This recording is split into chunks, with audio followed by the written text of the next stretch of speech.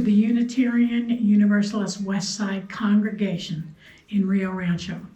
We are delighted to have you join us for the first service of 2021. I am Susan Fox, Worship Associate. Our speaker today is the Reverend Dr. Nancy Hitt, our consulting minister. Our program today is titled One Thrilling Love. It is based on principle number 2, justice, equity, and compassion in human relations, and source number 4, Jewish and Christian teachings which call us to respond to God's love by loving our neighbors as ourselves. It is often said that while we UUs do not have doctrine at the root of our faith, we have love. We hope that this service will help you to recognize and respond to that in new ways. As always, when we gather, we share announcements. We continue to collect newspapers for Rio the dog. The bin is on the bench outside the social hall door. Please make sure you put the bricks back on the lid to prevent the wind from littering the desert with your contributions. Thank you for your donation to Storehouse West. This month is the first time we have also recruited cleaning supplies on behalf of Haven House. Haven House is a shelter for victims of domestic violence and their children. It serves all of Sandoval County. The only supplies they are currently needing are sealed cleaning supplies. As per last week's email, we will deliver any that we have received to them. The social justice team recommends that we do this monthly when we do our Storehouse West contributions. So expect to hear more about this in the future. We have several new classes starting in the near future. Dave Kuhn will be starting a class using Eric Fromm's book, The Art of Loving. This class meets via Zoom on Sunday morning at 9:45 a.m. for an hour. If you would like to join the conversation, please email either Dave directly or Reverend Nancy. Our annual general meeting is scheduled for Sunday, January the 17th at 11 a.m. It will happen via Zoom. You will receive a link to the meeting the day before. We will gather for a brief service time in which announcements will be made and joys and concerns shared, and then adjourn to our meeting. We will be reviewing our nominating ballot for 2021 and our budget. Everyone is invited to attend and participate. Non-members are customarily granted voice without vote, so they can participate fully in discussions. Please mark your calendars for this important occasion in our congregational life. Thank you. Please join me in the words on your screen as our chalice is lit. Our chalice flame warms our hearts, moving us to love all within its light, all within our life. May our love make the world a safer, warmer, more brilliant place for everyone to live. Shalom and amen. Also, please join me as we affirm our aspirations. Life is a gift. We gather in community to celebrate the glories and the mysteries of this great gift. In the light of truth and in the warmth of love, we gather to seek, to sustain, and to share. Love is the doctrine of this congregation. The quest for truth is our sacrament, and service is our prayer. To dwell together in peace, to seek knowledge in freedom, to serve others in community, to the end that all souls grow into harmony with creation. Thus do we covenant with one another. Shalom. Please join me now in a moment for centering. Sit back and relax and let your mind go blank. Uncross your ankles, knees, wrists, and focus your attention on your breathing. Breathe in deeply and then out through your nose. In and out, fully and deeply. Clear the distractions out of your mind. Simply sweep them aside for now. And into the space you have cleared, recall a memory of a time you really loved another person. Remember what that felt like, how your heart felt, how your head felt. Let yourself recall something you did just to show them how you loved them.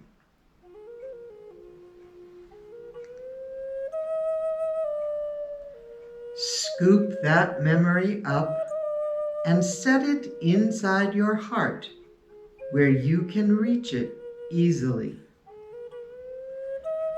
Breathing slowly and deeply, let yourself resurface in the here and now, breathing in and breathing out, holding the memory of your love in your heart. And when you are ready, open your eyes. Shalom. We come now to our shared time for joys and concerns. If you have a personal candle at home, draw it closer to you. You may light it at any time as we share our joys and concerns together. We light a candle of concern for those recovering from the fear and damage of the truck bomb in Nashville this past week. We hope they are able to recover both damaged homes and businesses as quickly and completely as possible. We light a candle of both joy and concern for the new Biden administration as they work to set up the structures and appoint the people who will help run the nation for the next 4 years. We hope that the resources they need are available and they succeed in their efforts.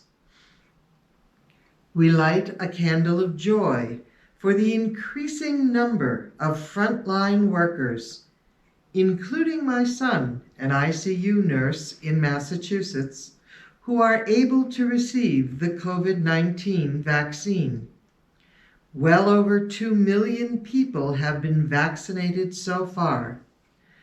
We rejoice, too, that our New Mexico State Health Department is already pre-registering people for when the vaccine is ready for general distribution. We hope that everyone will continue to keep safe until the CDC or their designee sounds the all clear. We light this candle for joy in the new year. 2020 is not an easy year to follow. We hope that 2021 will offer new opportunities and that people will continue to learn new ways to support one another in the long-term pandemic crisis. We hope that there is exciting new legislation in the areas of our concern. We hope that we can joyfully come together as a nation in ways previously unknown to us in the coming year. We light this last candle for all of the other joys and concerns that we still hold in the privacy of our own hearts and minds. We light this red candle for all the victims of racial violence around the world, and particularly in our own country. May its light call us to find new ways of being human together. May we grow in love and understanding of the whole human race. Shalom. Hi. Did you know that horses can teach us? They teach us in many ways, all leading back to love. When a horse is in partnership with a human being, both beings grow physically, mentally, emotionally, and spiritually. Horses express love through trust. Only when a horse fully trusts a human and the human fully trusts the horse can we experience the oneness with creation that a horse feels. Now, this poem is a little dog, and it's called Going Somewhere. I know this routine, the gathered clothes, the miniature toiletries, the bag with wheels, handle, and zipper. I know what happens next, the short trip, the long trip, the time away from me. I know there's nothing left but the farewell licking, the final whining, the last minute burying of all your ID. Like I said, I know this routine, and this time Delta's leaving without you. Our Moment for All Ages today is a series of stories, every one of them true, that show us what loving our neighbor can look like. The golden rule, as we've come to know it, is part of almost every religion in some form or another. It's pretty much basic to humanity. And yet, perhaps because it is so basic, it is often forgotten, glossed over, taken for granted. Listen to these stories and try to fit yourself into them. What would you do? What could you do? Here are the stories. Officer Ryan Holitz is a father of 4 from Albuquerque, New Mexico. While out on patrol in September of 2017, Ryan came across a woman named Crystal Champ and her companion, Tom. When he found them, they were shooting up heroin behind a convenience store. Crystal was 8.5 months pregnant. Concerned with the well-being of the unborn baby, Ryan tried to reason with Crystal. "You're going to kill your baby," he told her. The more they talked, the stronger Ryan felt that he should adopt Crystal's baby. "Tell her that you will do it," he recalls thinking, "because you can." 3 weeks later, Ryan and his wife became parents for the 5th time when Crystal gave birth to a baby girl, fittingly named Hope. But their story doesn't end there. Rather than sending Crystal and Tom to jail for their drug use, Ryan used his own resources to help the 2 addicts get clean. Over the next several months, both Crystal and Tom underwent 90-day rehabilitation programs from which Tom graduated. Crystal is on her way to graduating and getting back on her feet. Ryan and his family know what it means to love their neighbor. Here's the second story. While running errands around Independence, Missouri, Katie Hurst decided to cruise through the drive-thru at her local Burger King. As she pulled around to the pickup window, Katie noticed a man with his head buried in his hands, sitting hopelessly inside the restaurant. Her heart felt his brokenness, and without a second thought, she snapped a picture of him through the window, parked her car, and went inside to sit with him. Katie soon found out his name was Pops, a homeless man in the area who was ready to give up. He told Katie that he was lonely and out of hope. He said, "I want it to end. I want it to go," Katie told 41 Action News. That's when I told him, today is not the day. You better believe Katie went above and beyond to neighbor the heck out of Pops, who had a broken collarbone, broken ribs, and several other physical ailments from living in the streets. She took the 57-year-old home, helped nurse him back to health, and started a fundraising campaign for his medical needs. Katie's heart broke for Pops, and in loving her neighbor as herself, they both found joy and purpose that they never knew existed. Here is the third story. When a homeless man walked into Cicia Abigail Baere's restaurant asking for money, she refused. Heartless, you might think, but in fact, Cicia had something better in mind. She asked the homeless man why he didn't have a job, to which he responded that his past was preventing him from changing his future. "Well," he said, "I have a lot of felonies, and no one wants to hire me for that. So now I had to turn myself to the streets and get money the only way I know how, by stealing and asking for money." Instead of giving him money, Cicia gave him a job. She says now that she could never have imagined that her helping him would wind up being an even bigger blessing for her. And here's the last story. Everyone knows it's stressful to fly the skies as it is. Throw a dad flying solo at Christmas with an 8-month-old into the mix, and you're looking at the kind of stress that would make someone curl up into a ball and cry. The little man was doing well on his second flight ever, hanging out on his dad's lap. But it wasn't long before he decided he was more interested in his neighbor sitting in the window seat than he was in cuddling with Dad.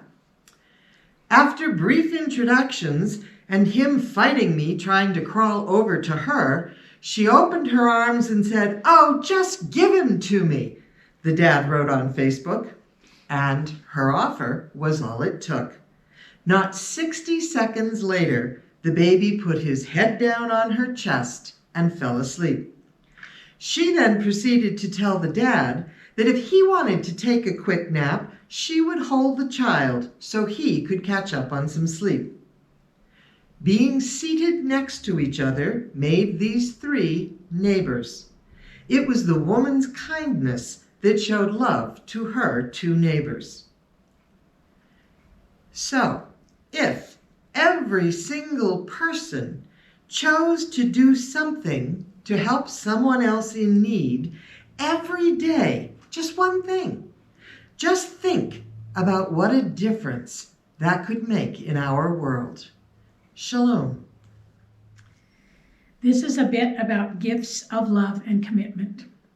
It's almost too soon to start talking about bills in the new year, so we won't. We'll be wrapping up last year's budget so we can give you an accurate account at our annual general meeting on the 17th of January. Thank you for your generosity and reliability during the very difficult pandemic year of 2020. Without you, we couldn't carry on. Thank you. Our reading today is taken from St. Paul's first letter to the Corinthians, chapter 13, verses 1 through 10 and 13. It goes like this. If I could speak all the languages of earth and of angels, but didn't love others, I would be only a noisy gong or a clanging cymbal. If I had the gift of prophecy And if I understood all of God's secret plans and possessed all knowledge, and if I had such faith that I could move mountains, but didn't love others, I would be nothing. If I gave everything I have to the poor and even sacrificed my body, I could boast about it. But if I didn't love others, I would have gained nothing. Love is patient and kind. Love is not jealous or boastful or proud or rude. It does not demand its own way. It is not irritable, and it keeps no record of being wronged. It does not rejoice about injustice, but rejoices whenever the truth wins. Love never gives up, never loses faith, is always hopeful, and endures through every circumstance. 3 things will last forever: faith, hope, and love. And the greatest of these is love. So we're going to slide right from that into our sermon for today. When I was a student nurse many eons ago, my instructor for pediatric nursing toured my student group through the new-to-us medical ward. She'd stop at each bed and ask us to observe the patient, and then we'd move away to where we could talk discreetly. We were told to observe the probable age and development of each patient. That was the most important thing. All other judgments could be radically distorted if we didn't get that right to begin with. What is normal in a newborn may be totally abnormal in a 6-month-old. She stopped us beside one bassinet and asked us to do our observational assessment of what appeared to be a newborn. Trusting the pink she was dressed in for a gender clue, it was 1970, we correctly judged her to be a girl. But not one of us got her age right. She was under 10 pounds and perfectly formed. We had no idea what was wrong with her or why our instructor looked so smug when we kept misidentifying her age. Finally, she told us. The baby was almost 6 months old.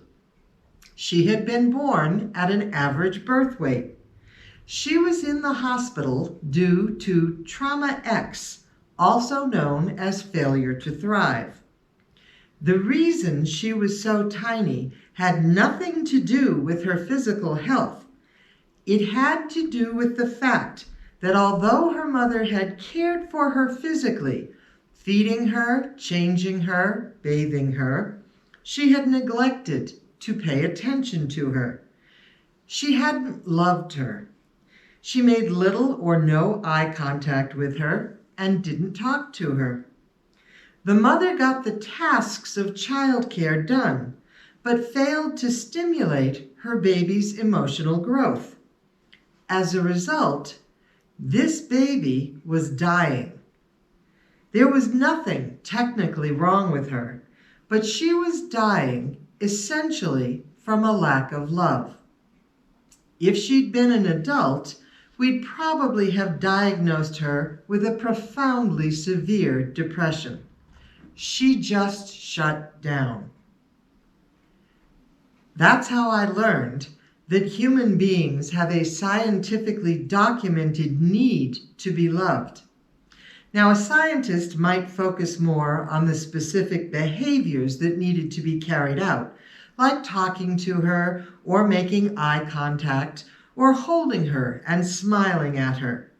But if you put all that together, what it means for a baby is love.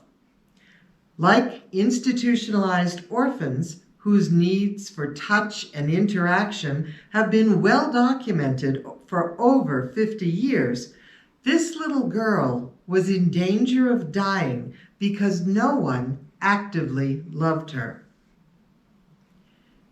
When it comes to being human, We require the love of other humans to accomplish that.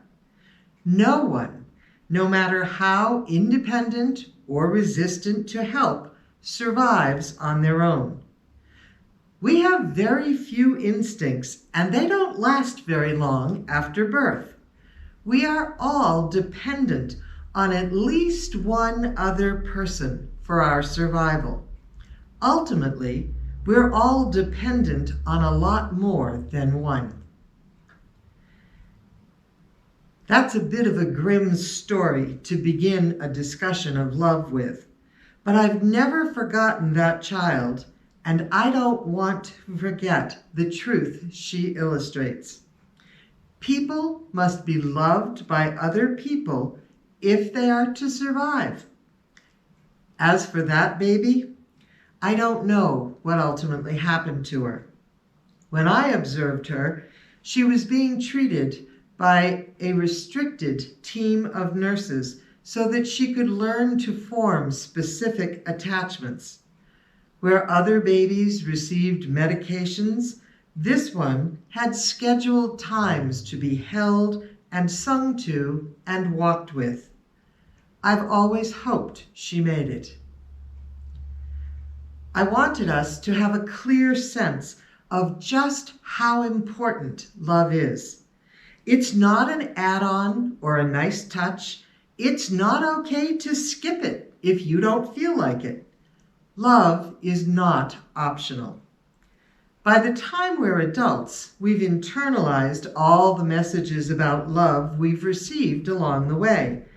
As adults, we can live alone and rely on our experiences of love from our past to support and sustain us. But we all do better when there is at least one other person or people that we experience as loving us. We will be happier, more hopeful. We will laugh more. We will also cry more because we'll have greater access to our own feelings when we have access to other people who love us. Remember this. In everything else we consider here, remember this. I chose to speak about love today because it's the first service of 2021, and I want us to get off to a good start. I want us to re-examine our foundation. I want us to deliberately choose a direction. Every new year deserves that. This one, 2021, deserves all the love and support it can get. It's inherited a pandemic and a grossly dysfunctional government, and between the two, everyone is at risk. So let's talk about love. UUs often claim to have love at the core of their congregations instead of belief or doctrine. Okay, fair enough.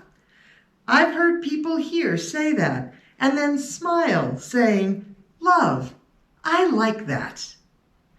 The idea that UUs have love at their core sounds healthy. Who can argue against that? There's no one who doesn't need it. But it might surprise you to know that UUs have not always described themselves this way. For the majority of their existence, UUs have chosen to describe themselves in terms of reason. Reason, logic, and science formed the foundation for popular arguments to support UU positions. Those things are still extremely important to most UUs. But, as is the nature of living things, especially healthy living things, UUs have grown and continue to do so. While there is a strong love for science and rational thought among this congregation, there is also an emphasis on love as a part of the "what is a UU" equation. And just how different are these things? Is love really something new to UUs? Have UUs rejected reason and replaced it with love? I'm going to say no to both of those things. UUs have always known the reality of love in their lives, even if they didn't use the word to describe what they believed. UUs have not replaced rational thought with love either. UUs are keeping both. In more than one conversation about love that I've been part of, someone eventually asks, "Just what do you mean by love anyway? What is it? The golden rule tells me that I should love my neighbor the same way I love myself. What if I don't even like them?" And there's the rub. We modern people have a very particular definition of love. Our definition is apt to be pretty small and highly personal. It might surprise you to know that at one dictionary site online, there are multiple pages of definitions of the word love, both as a noun and as a verb, before you ever get to the examples of how to use it properly in a sentence. If we're going to use it to describe what's at the core of Unitarian Universalism, then we need to know what it is we're talking about. Here's the everyday street version of love. Love means a powerful attraction toward someone or even something. Love is a feeling that depends on how I'm feeling. We're not totally in control of love. It grows on us, it sneaks up on us, it catches us unaware. If we had to condense it to a single bottom line, we might say that love is a feeling we have no control over that means we really care about someone or something, and it usually feels good, but not always.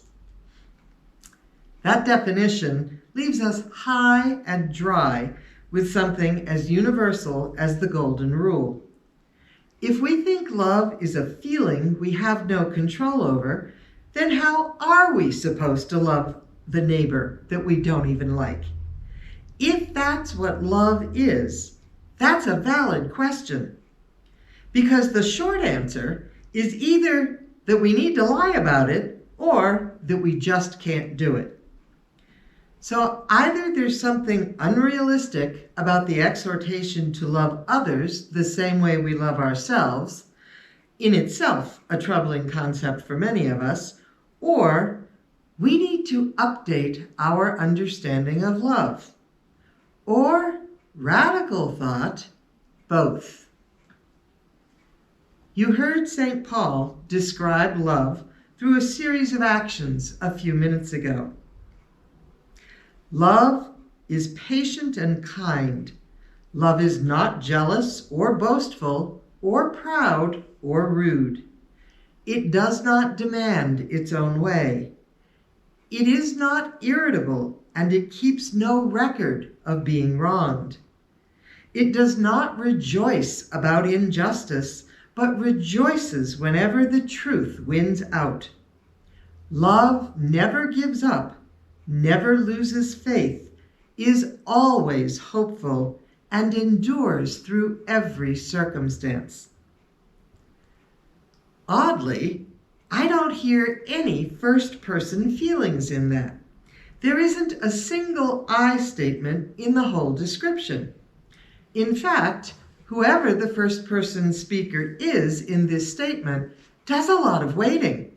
They are being kind. They are not self-centered. They are courteous. They are calm. They don't keep score. They're never happy about power over others. They're happy when the truth comes out. They persevere in action and commitment and belief.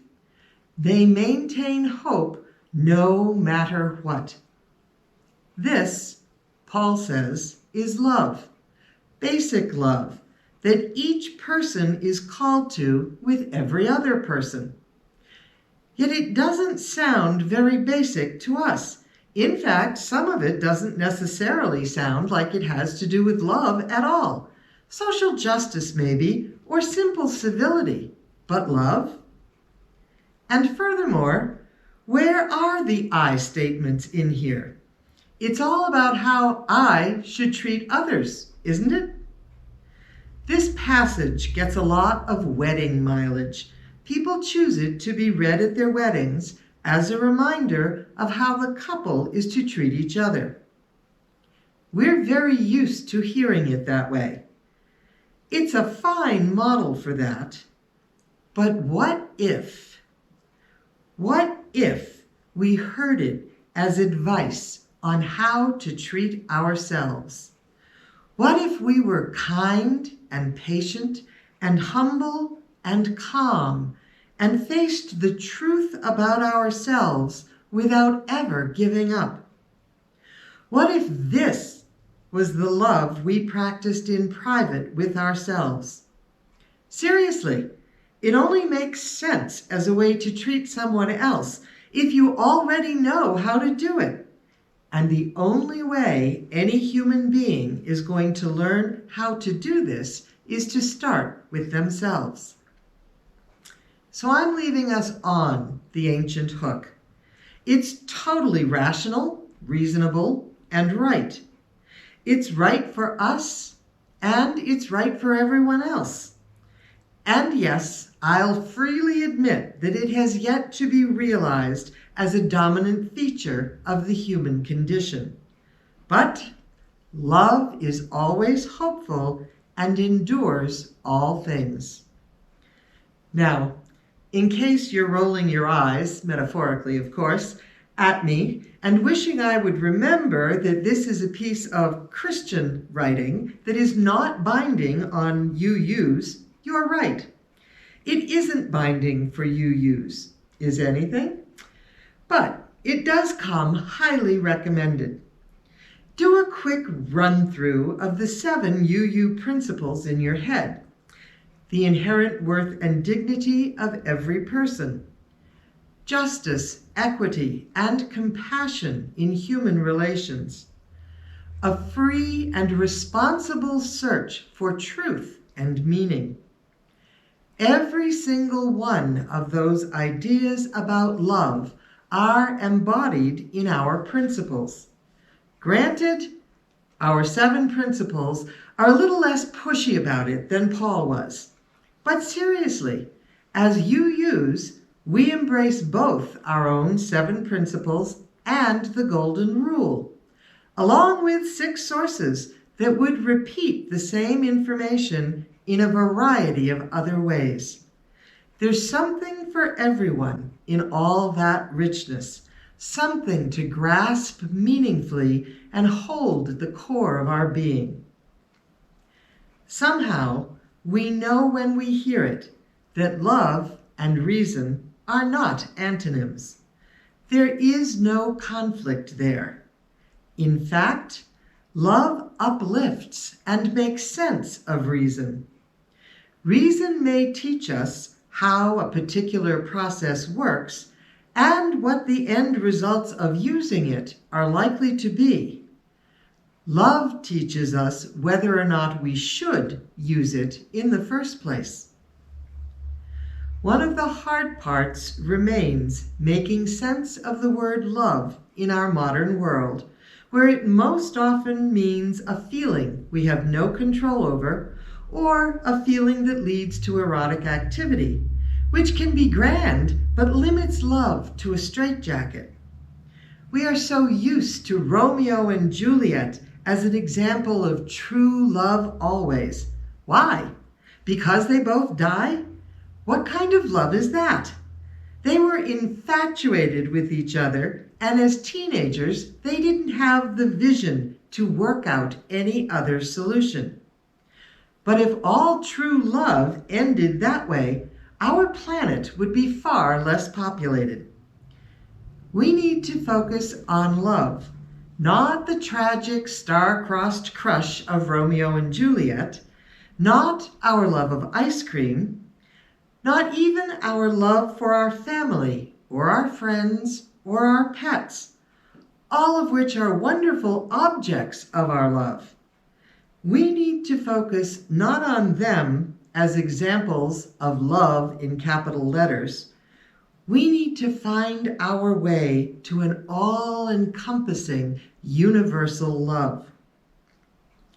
It's in the second part of our name. We're Universalists.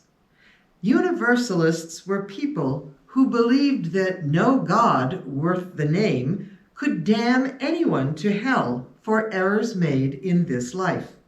That's our heritage. We need to lift the concept of universal love out of our spiritual DNA and cultivate it. It's not just an awkward theological term tagged on to our first name. It's a vital description of one of the things that matters most to us. Few among us have actually considered what it means and tried to live into it, and we all need to. Personally, I'm happy to prescribe that for the whole world, but we have to start with ourselves. So here we go. Universal love is not characterized primarily by warm, fuzzy feelings. Those are more like an appetizer or a prelude or a good warm-up act. Getting to the heart of universal love means coming to grips with our commitment to love everyone and everything. It means loving in sickness and in health, in wealth and in poverty, in good times and in bad times, no matter what, no matter how, and especially when we don't like the other person, when we disagree vehemently with them, when we hate and reject all that it appears they stand for, when they hurt and oppress and revile us. Universal love calls us to engage with loving them. Clearly not with warm, fuzzy feelings of approval, but with the hard stuff, with the patience, kindness, humility, calmness, and no investment in keeping score or getting vengeance that the sages write about. That's what universal love calls us to. It's what those original Universalists were describing about God, only this round goes to us. I confess, I don't know how to do this, and I don't know anyone else who does either. I do know this. If we don't try, we'll never figure it out. We won't ever get anywhere insofar as progress for the human race is concerned if we don't all base our lives on living into universal love. All of our liberties, all of our social justice concerns, all of our ecological issues, absolutely everything is held in unity in love. They're only fractured into separate parts by human insufficiency and a very long learning curve. Approach everything as a labor of love. Leave nothing out, and make sure that's universal love, not warm fuzzies, and the world will become a better place. Since 1821, the British Unitarians are quoted as writing that as Unitarians, they, quote, take love as their bond of union, end quote. They predate the Universalists, but clearly they were all on the same track. Unitarian, one. Universalist, love. All of life is held and created in one love. One thrilling love. In 2021, make this your guiding principle. Go out and love the world, be sure to start with you. Blessed be. This service has a lot to say about who we are as Unitarian Universalists. I hope it was thought-provoking. I'd love to hear what you're thinking, particularly if you disagree. You may email me directly or leave comments on any of our online sites. We really appreciate it when you do. I invite you now to join me in the words that appear on your screen as we extinguish our chalice. The flame is gone from our sight, but lives on fiercely in our hearts. May it guide and direct us always. Shalom and amen. May learning to love become your lifelong goal, the one you reach for always. May you know the power of loving and of being loved all the days of your life. Shalom and amen. Let your love fly.